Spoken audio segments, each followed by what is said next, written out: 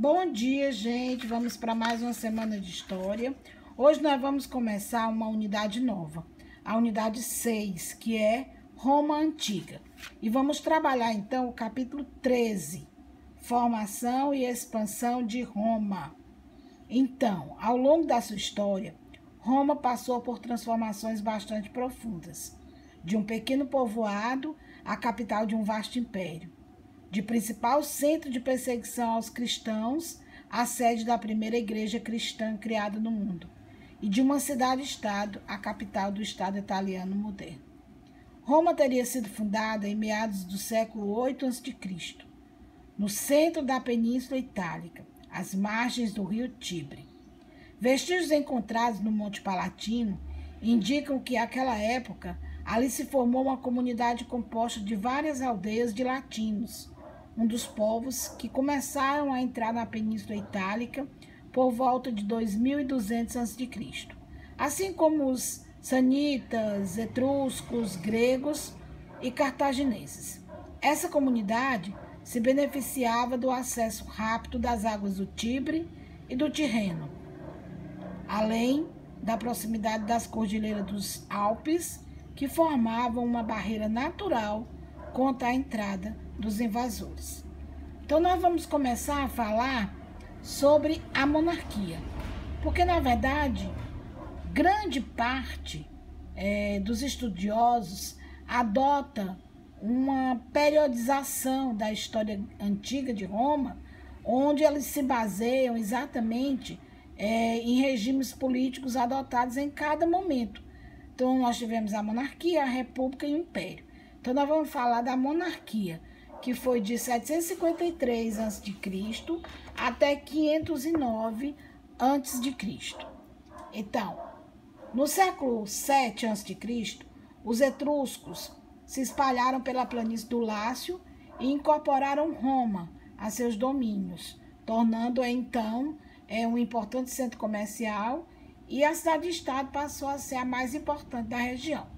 Nesse período, Roma era governada por reis, que eram escolhidos pelos aristocratas no Senado, né? Uma espécie de conselho formado por esses chefes de famílias mais importantes da região.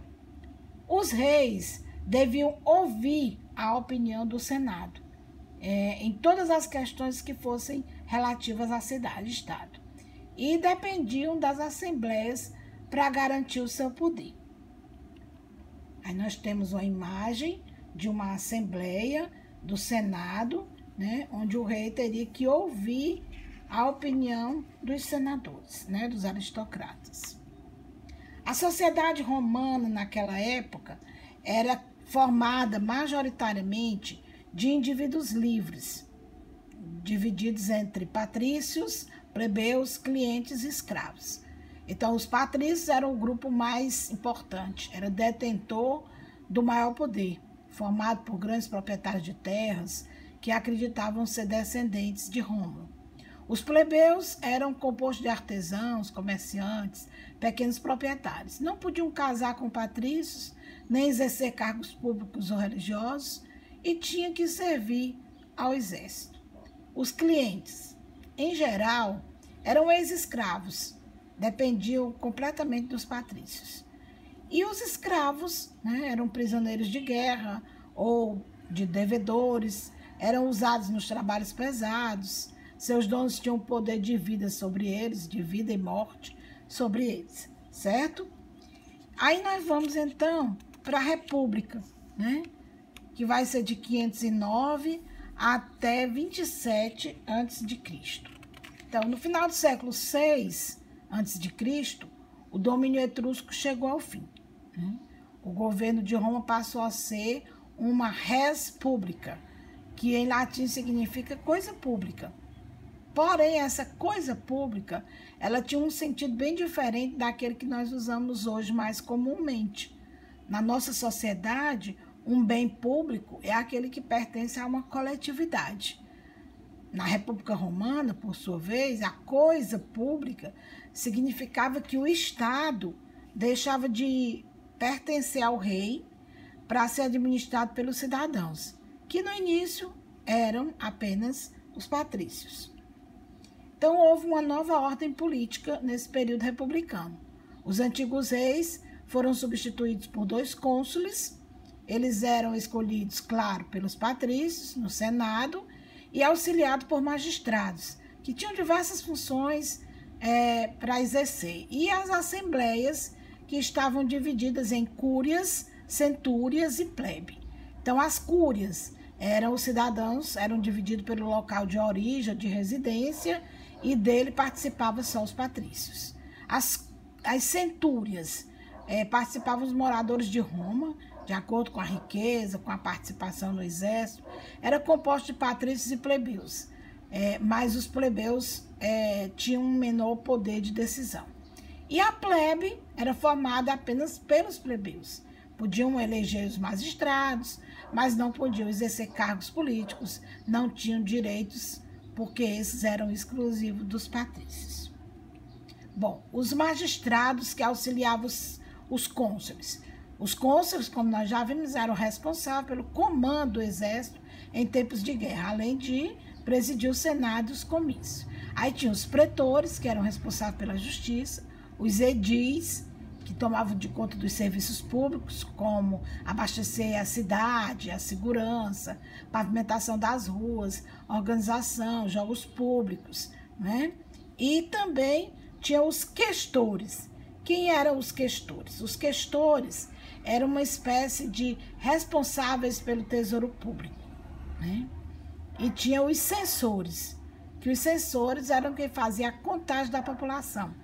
Ou seja, eles mantinham o controle da conduta do cidadão e ainda supervisionavam as despesas públicas. Bom, a voz dos plebeus. Nós vimos que os plebeus, eles eram maioria, né? Eles tinham uma assembleia, mas eles não tinham muito poder, muito peso nas decisões. Então, além de não participarem do Senado, eles tinham pouco peso nas decisões, como eu falei, nas assembleias centuriais. Então, em geral, pequenos proprietários eram convocados para a guerra, né? Para isso, eles tinham peso, né? Em plena época de plantio, de colheita, eles tinham que abandonar suas terras para participar da guerra. E quando eles voltavam da guerra, eles se viam obrigados a contrair empréstimos porque eles tinham perdido tudo, né? E conforme a lei, os plebeus podiam perder suas propriedades, inclusive podiam perder até a sua própria liberdade, se eles não pagassem as dívidas. Então isso começou a deixar os plebeus descontentes, né? E esse descontentamento foi se transformando em rebeliões. Até que um dia eles se retiraram de Roma, né, para um monte lá, e disse que só retornariam se eles tivessem voz, né? Porque de que adiantava participar do Senado, manter peso, ter uma assembleia, mas não ter autoridade, ser convocado para a guerra, mas não tinha um assento para as decisões. Então, temendo, né, porque a maior parte da população romana era plebeus, então os romanos, os patrícios, cederam e fizeram aí a lei das 12 tábuas. Nessa questão das leis das 12 tábuas, eram vários direitos que foram reivindicados pelos plebeus, né? Como, por exemplo, eleger um tribuno na plebe, por exemplo, casar-se, né? As questões de famílias, né? Que era a lei da canunéia. Aí tinha conquistar o direito de candidatar-se para ser cônsule, fim da escravidão por dívida, alguns plebiscitos, né, que começaram a tomar essas decisões pela plebe em suas assembleias, ganharam força, né, de lei para todo o povo. Quer dizer, aos poucos, essas publicações dessas leis, né, foram dando mais liberdade e mais autonomia aos plebeus, né? Então, esse primeiro código de leis em Roma regulava aí os direitos das famílias e das propriedades, além de estabelecer penas para crimes, homicídios e roubo.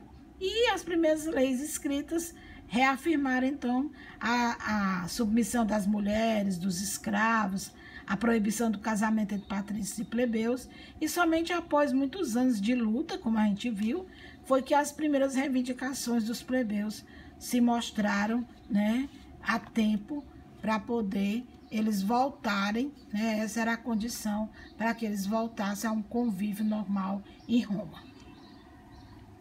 Aí vem a expansão territorial. Apesar dos intensos conflitos internos, né, que ameaçavam a República constantemente, isso não impediu que o Estado se levantasse e expandisse, né, o seu projeto. Quer dizer, mesmo com ameaças, com guerras, eles continuaram fazendo um projeto de expansão. E ao longo do século III a.C., os romanos conseguiram dominar de maneira agressiva e por alguns acordos políticos diferentes povos que habitavam na península.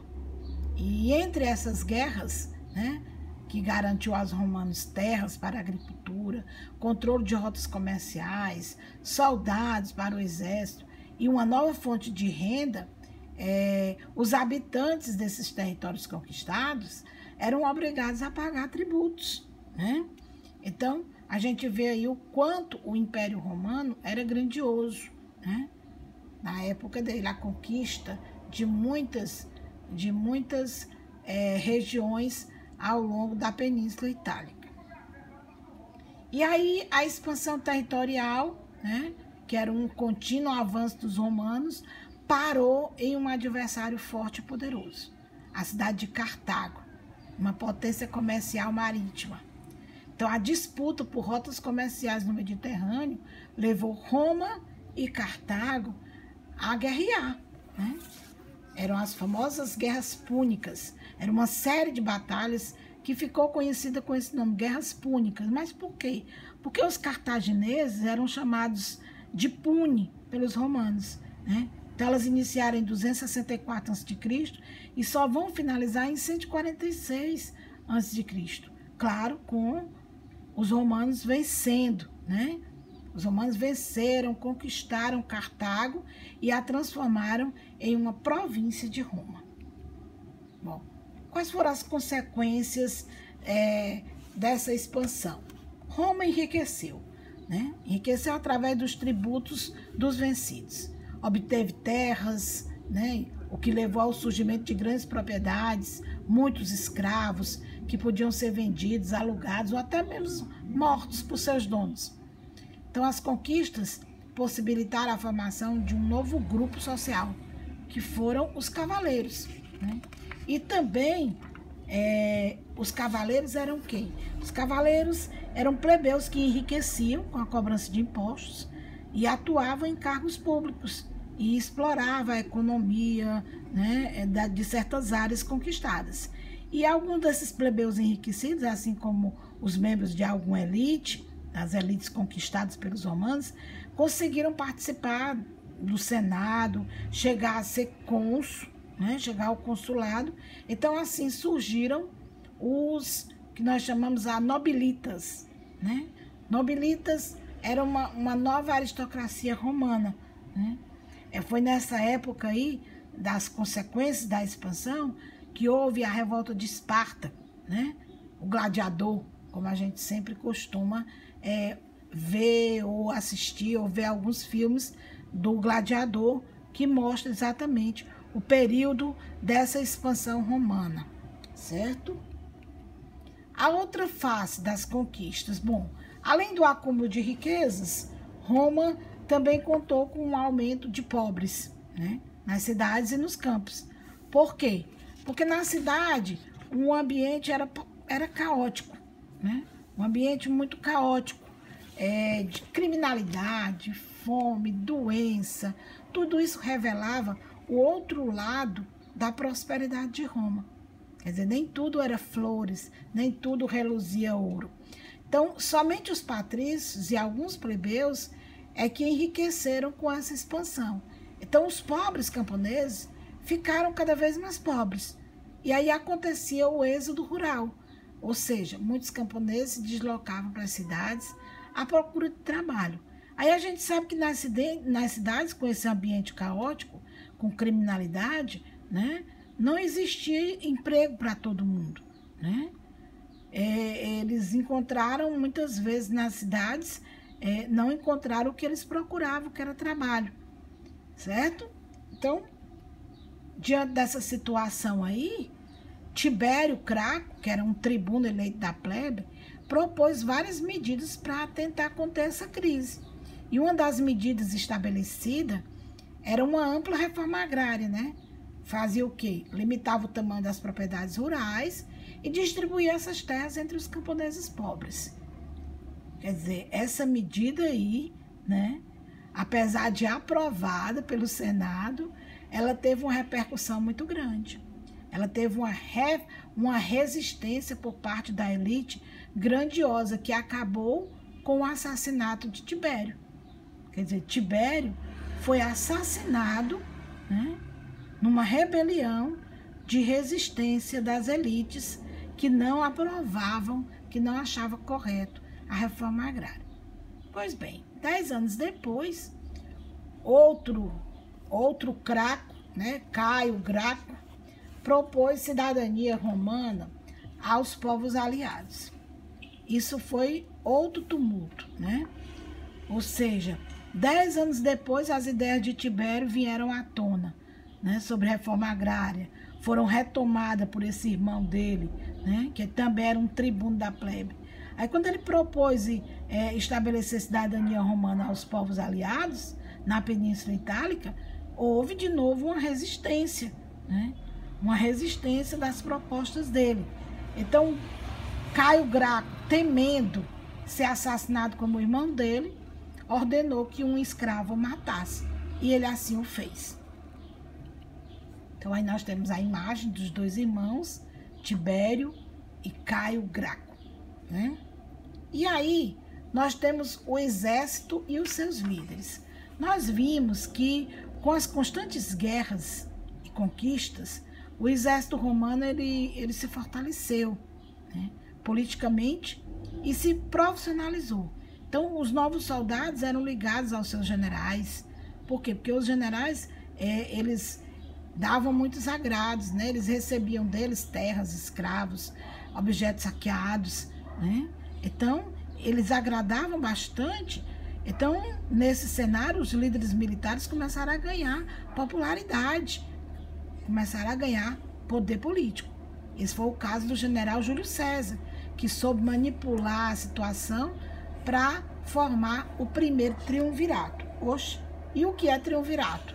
Bom, o triunvirato tratava-se de um acordo pelo qual César e outros dois generais famosos, Pompeu e Graço, iam compor, né, e se auxiliar mutuamente para monopolizar o poder em Roma. E aí nós temos os três, Júlio César, Crasso e Pompeu. Então aí, em 60 a.C., Pompeu, Crasso e Júlio César fizeram essa aliança, apoiados pelo exército. Reduziram o poder do Senado, assumiram o governo, mas em 53 a.C., Graço morreu. E Pompeu e Júlio César começaram uma disputa pelo poder. Em confronto direto, Júlio César viu-se vitorioso. Então, Júlio César tornou-se ditador supremo no mundo romano, e o que aconteceu foi que em 44 a.C., Júlio César foi assassinado a punhaladas dentro do próprio Senado. E nós temos a imagem da morte de Júlio César. Aí nós temos o segundo triunvirato. O segundo triunvirato, né, foi formado por Otávio Augusto, né, era composto também por generais Otávio Augusto, Marco Antônio e Lépido, todos seguidores de César, todos eles. Depois de uma luta sangrenta entre exércitos rivais, Otávio venceu Marco Antônio, né, e esse acontecimento marcou o fim da República e o início do Império Romano em 27. Então, no segundo triunvirato, após a morte de Júlio César, formou-se o segundo, né, que era composto por Marco Antônio, Otávio e Lépido. E em seguida houve a disputa política entre eles. Lépido foi assassinado, né, aliás, foi afastado. Otávio venceu Marco Antônio, concentrando aí nas suas mãos todo o poder. E aí, em 27 a.C., Otávio recebeu do Senado os títulos de príncipes, que é primeiro cidadão, Augusto, que é atribuído somente aos deuses, e imperador, tornando-se aí o primeiro imperador romano. Então, assim finda a República. Obrigada, vamos às nossas atividades.